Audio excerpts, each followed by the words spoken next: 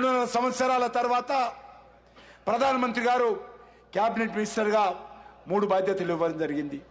Tourism మినిస్టర్గా, culture మినిస్టర్గా, north east development మినిస్టర్గా 3 బాధ్యతలు ఇచ్చారు. నేను అన్ని రాష్ట్రాలు తిరుగుతూ మరి దేశ ప్రజలకు సంబంధించినటువంటి కరోనా విషయంలో కానీ, లేక మరి సంస్కృతి శాఖ మంత్రిగా ఆజాద్ కా అమృత్ మహోత్సవాలు కానీ, G20 సమావేశాలు కానీ అనేక కార్యక్రమాలు మరి ప్రధానమంత్రి మోడీ గారి ఆదేశాలతో ప్రభుత్వం తరఫున దేశవ్యాప్తంగా చేశాను. అంతేకాదు ఒక దిక్కు మంత్రిగా ఉంటూనే పార్టీ కార్యక్రమాలు కూడా మరి పార్టీ అధ్యక్షుడు ఆదేశాలతో సమాంతరంగా పనిచేశాను. తమిళనాడు ఎన్నికల ఇన్ఛార్జ్ అప్పుడు కానీ, గోవా ఎన్నికల ఇన్ఛార్జ్ అప్పుడు కానీ, ఇంకా అనేక ఇతర బాధ్యతలు కూడా నిర్వర్తించడం జరిగింది. అదేవిధంగా గత 9 నెలలుగా మన యొక్క తెలంగాణ రాష్ట్ర శాఖకు కూడా అధ్యక్షుడిగా ఉండాలని మరి పార్టీ జాతీయ స్థాయి నాయకత్వం ఆదేశంతో ఒక దిక్కు కేంద్ర మంత్రిగా ఉంటూనే తెలంగాణ రాష్ట్ర శాఖలో కూడా మరి కార్యకర్తలతో కలిసి పనిచేస్తా ఉన్నాను.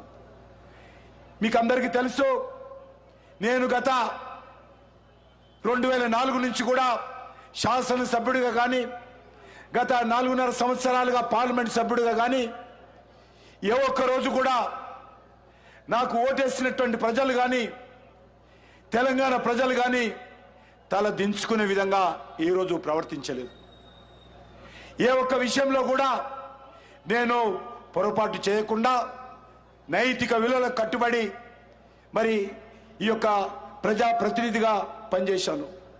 ఏ కాంట్రాక్టర్ దగ్గర కానీ, ఏ ఒక్క వ్యక్తుల దగ్గర కానీ ఏ ఒక్క పొరపాటు చేయకుండా ఈరోజు అనేక రకాల అభివృద్ధి కార్యక్రమాలు చేపట్టడం జరిగింది.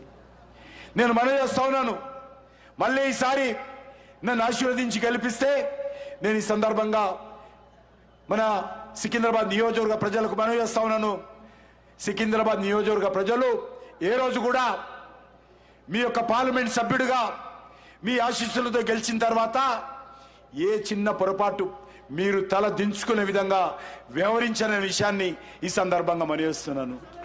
తప్పకుండా నేను ఈ యొక్క రాష్ట్ర అభివృద్ధి కోసం కానీ, సికింద్రాబాద్ అభివృద్ధి కోసం కానీ, పార్లమెంట్ సభ్యుడిగా సికింద్రాబాద్ ప్రజల వాణి వినిపించడంలో కానీ నరేంద్ర మోడీ గారి నాయకత్వంలో సబ్కే సాత్, సబ్కా విశ్వాస్, సబ్కా ప్రయాస్ మరి అనేటువంటి ఆలోచనతో ముందుకెళ్తానని మనవి చేస్తా ఉన్నాను.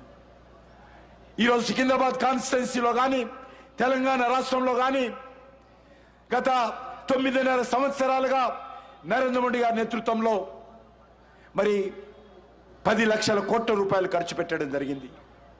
మన సికింద్రాబాద్ కాన్స్టిట్యున్సీలో మన పక్కన ఉన్నటువంటి రైల్వే స్టేషన్ 720 కోట్ల రూపాయలతో అత్యంత అద్భుతంగా దాన్ని అభివృద్ధి చేస్తూ ఉన్నాం.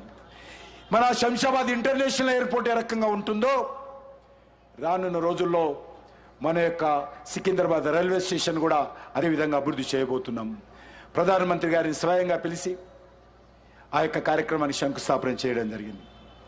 నేను గత అనేక సంవత్సరాలుగా ఏ ఒక్క రోజు కూడా ఎవరి మీద దౌర్జన్యాలు చేయలే. ఎమ్మెల్యే ఉన్నప్పుడు కానీ, ఎంపీగా ఉన్నప్పుడు కానీ, కేంద్ర మంత్రిగా ఉన్నప్పుడు కానీ ఎవరి ఇండ్లు ఖాళీ చేయించలే, ఎవరి భూమి ఆక్రమించుకోలే, ఎవరి భూమి ఆక్రమణకు ప్రోత్సహించలే, ఎక్కడ దౌర్జన్యాలు చేయలే, ఆక్రమ కేసులు పెట్టలే, ఎవరి పట్ల వివక్షత చూపలే. అది రాజకీయ వివక్షత కానీ, మరే వివక్షత కానీ లేకుండా నైతిక విలువలకు కట్టుబడి ఒక ప్రజాప్రతినిధిగా అన్ని వర్గాల ప్రజల కోసం కృషి చేశాను.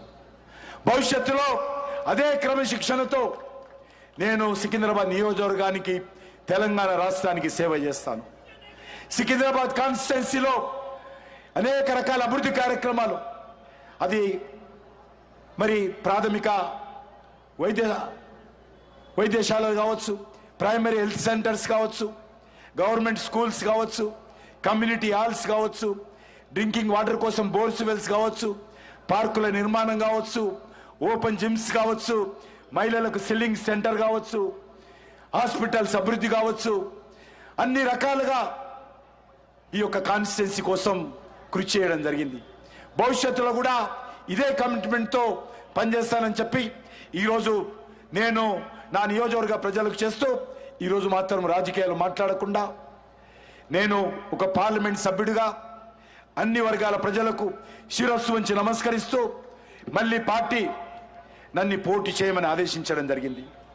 పార్టీ ఆదేశానుసారం ఈరోజు మళ్ళీ నామినేషన్ వేయబోతున్నాను. కాబట్టి అన్ని వర్గాల ప్రజలు కూడా పెద్ద మనసుతో మరి అంబర్పేట బిడ్డగా సికింద్రాబాద్ ప్రతినిధిగా నేను మళ్ళీ మీ యొక్క ఆశీస్సుల కోసం వస్తున్నాను. కాబట్టి మీరందరూ కూడా పెద్ద మనసు ఆశీర్వదించాల్సిందిగా నేను ఈ సందర్భంగా కోరుకుంటూ నేను కేంద్ర మంత్రి అయినా శాసన సభ్యుడైనా పార్లమెంట్ సభ్యుడైనా భారతీయ జనతా పార్టీ అధ్యక్షుడైనా నేను 4వసారి భారతీయ జనతా పార్టీ అధ్యక్షుడిగా బాధ్యత వహిస్తున్నాను. 4వసారి. కాబట్టి ఎప్పుడు ఏ పని చెప్పినా కూడా నాకు ప్రాథమము పార్టీయే. పార్టీ లేకుండా నేను లేను, పార్టీ లేకుండా ఎమ్మెల్యే లేదు, పార్టీ లేకుండా ఎంపీ లేదు, పార్టీ లేకుండా కేంద్ర మంత్రి లేదు. కాబట్టి నా శ్వాస పార్టీయే, నా ఊపిరి పార్టీయే. ఈ యొక్క చివరి శ్వాస వరకు కూడా ఈ పార్టీ కోసమే పనిచేస్తాను. చివరి శ్వాస వరకు కూడా ఈ కమలం పువ్వు జెండా ఎత్తుకునే పనిచేస్తాను.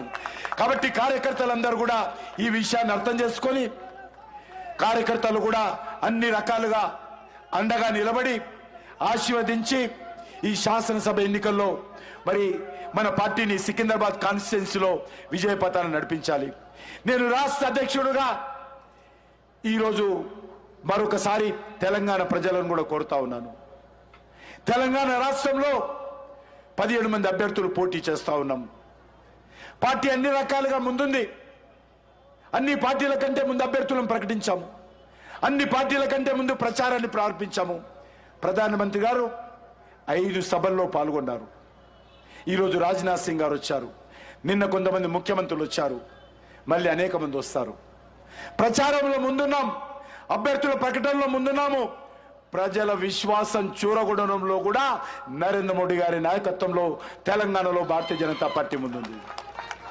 నేను ఈరోజు మనవేస్తా ఉన్నాను, ఎవరు ఎన్ని రకాలుగా ప్రచారం చేసినా కూడా తెలంగాణ రాష్ట్రంలో భారతీయ జనతా పార్టీ అన్ని పార్టీల కంటే అత్యధికమైనటువంటి స్థానాలు సంపాదిస్తుంది. అదేవిధంగా మొన్నటి వరకు అధికారంలో ఉన్నటువంటి బీఆర్ఎస్ పార్టీ ఏ సీట్ల డిపాజిట్ వస్తుందో తెలియదు.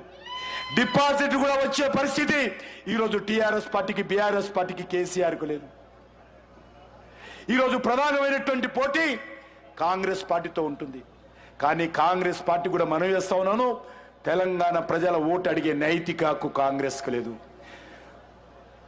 ఓ రాహుల్ గాంధీ, ఓ రేవంత్ రెడ్డి, మిమ్మల్ని అడుగుతా ఉన్నాను, మీరు కాంగ్రెస్ పార్టీ తరఫున తెలంగాణ ప్రజలను ఓటు అడిగే నైతిక హక్కు అడుగుతా ఉన్నాను.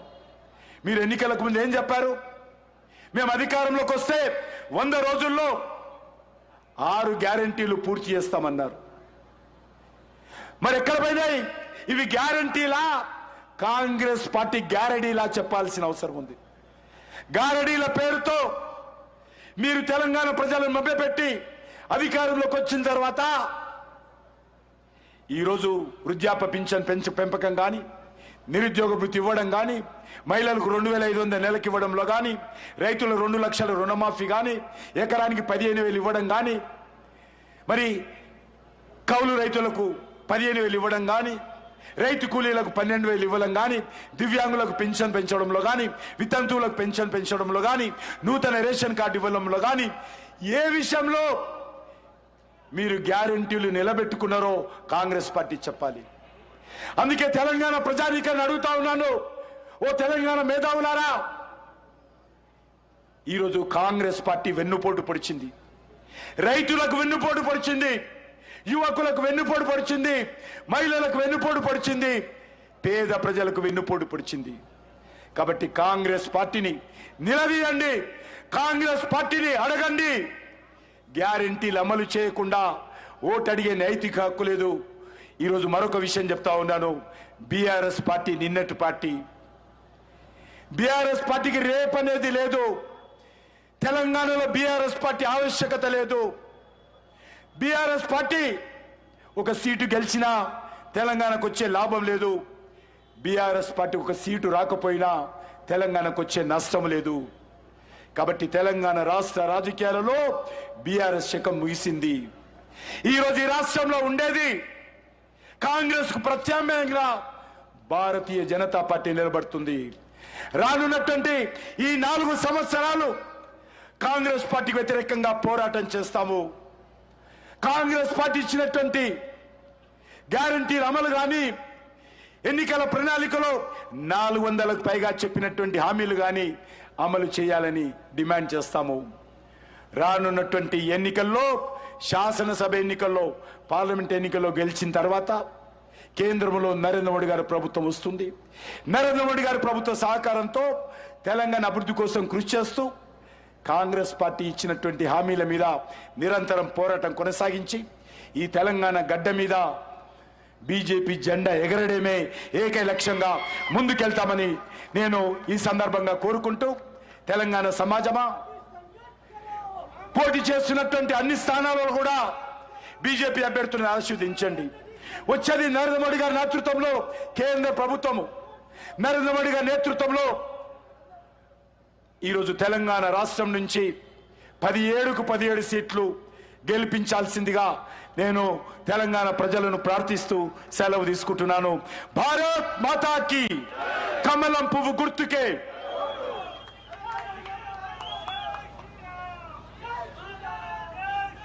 భారత్ మాతాకి.